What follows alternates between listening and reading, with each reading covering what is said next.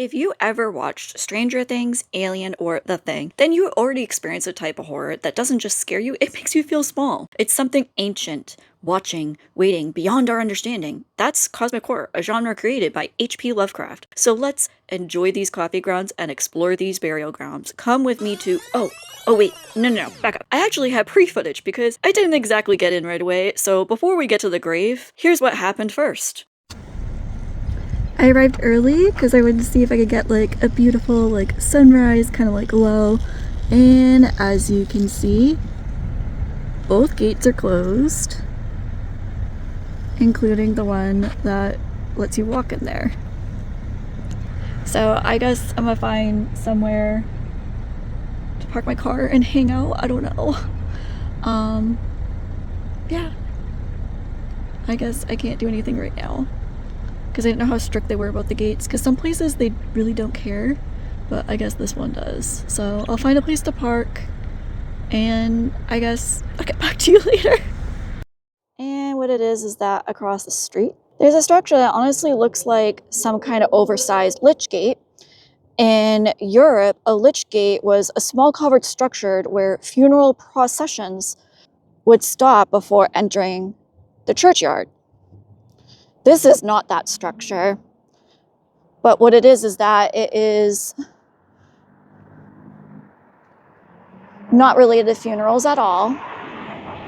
It's a historic trolley shelter from visitors who used it to arrive here by streetcar and then walk into Swan Point Cemetery. So this was actually a place that people would hang out waiting for the trolley.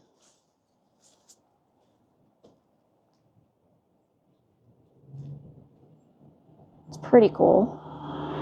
So it actually has a gate here, so I'm gonna have to walk around.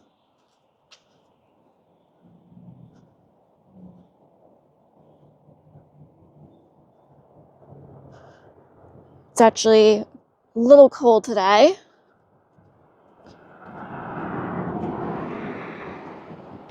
That's okay. Oh, a little tree fell down. Branch. I also don't know what the cemetery is going to look like today because I saw a sign saying that there's a construction entrance. So there's actually also a bench here. And you actually have to face this way. So it says, in memory of Lillian and Sol Koffler. That's very cute. So this is, let me back up a little more. So this is a trolley car. And it's kind of nice how they did it. They have like trees off to that side and some shrubbery there. Shingles look like they've been taken care of too. So this is well kept, as far as I understand.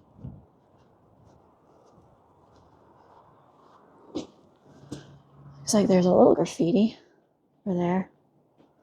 Over there. Oh, and actually at this beam, I don't know if it's just the light, people did some carving, but it looks like they keep painting over. But you would have basically walked in here, hung out, and then, you know, then if you're waiting for a few friends or something, maybe just literally head over to the cemetery. There's the sign I was speaking of. There's construction. I don't know what it's going to look like. This is pretty cool. And then you would have just walked like this. There's a gate in the way, obviously. I assume this was recently added. Then you would walk into the cemetery. A little piece of history you could check out in case you arrive early like me or just want to check it out. But let's head to my car. So while we wait for the cemetery gates to open, because I arrived early, I thought I'd do a little something special. So I did my research and I found out that HP Lovecraft, he liked his coffee black with 4 to 5 sugars. I did 5 because I feel like black coffee is so bitter. And the only place that was open early enough before coming here was actually Dunkin'.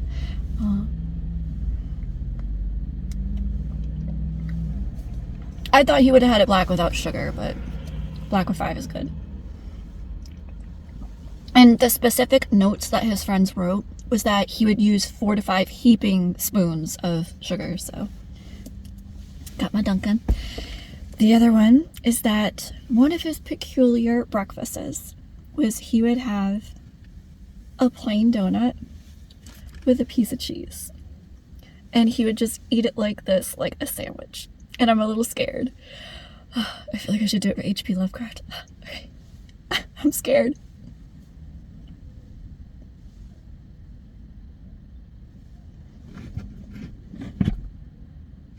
Mm-mm.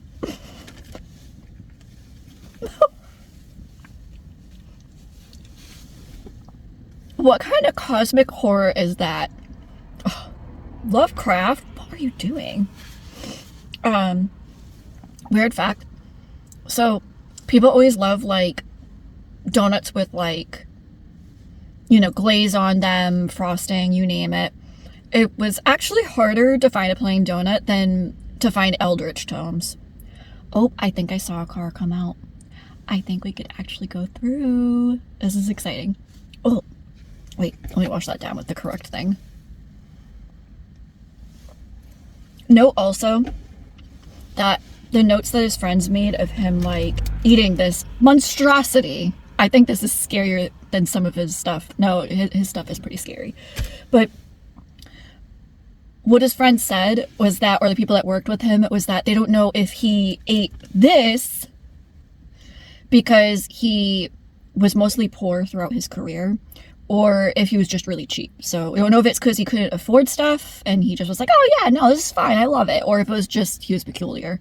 So I'm gonna turn the camera around and set it up, and then I'm gonna drive through the cemetery to his plot, and we're gonna see if that works. And that would also be a way, because like when I walk with a camera, people kind of look upset that I'm recording them. I feel like I need a t-shirt that's like, I will blur you, don't worry.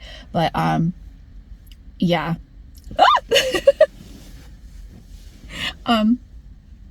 It attacked me. But yeah, we're not eating that. No.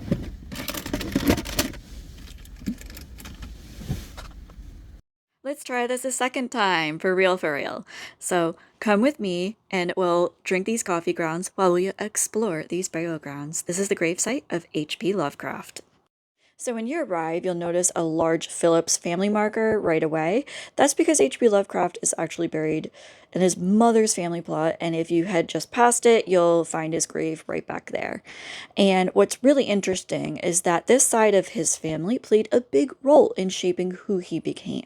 Lovecraft was especially close to his grandfather, who would tell him eerie, imaginative stories when he was young, stories that many believe helped inspire the cosmic horror he's known for today. So in a way, visiting this plot isn't just about seeing where Lovecraft is buried, it's also about seeing where his story began. Here, in Swan Point Cemetery, in Providence, Rhode Island, there is H.P. Lovecraft's grave, right here with all its little trinkets and stuff. He's an early 1900s horror author that did not live long enough to even see how influential he was. He actually influenced horror, science fiction, and even some anime. Noted on his grave, it says on the bottom, I am Providence. And that's something that he was noted saying because he just loved living in the city of Providence. He actually once moved out to New York and then even moved back because he just loved it here. This is a really cool thing to go visit if you ever get the chance. And I think it's worth a trip. Yay! This concludes the H.P. Lovecraft episode of Coffee and Cemeteries. More episodes await in the Coffee and Cemeteries playlist on my YouTube.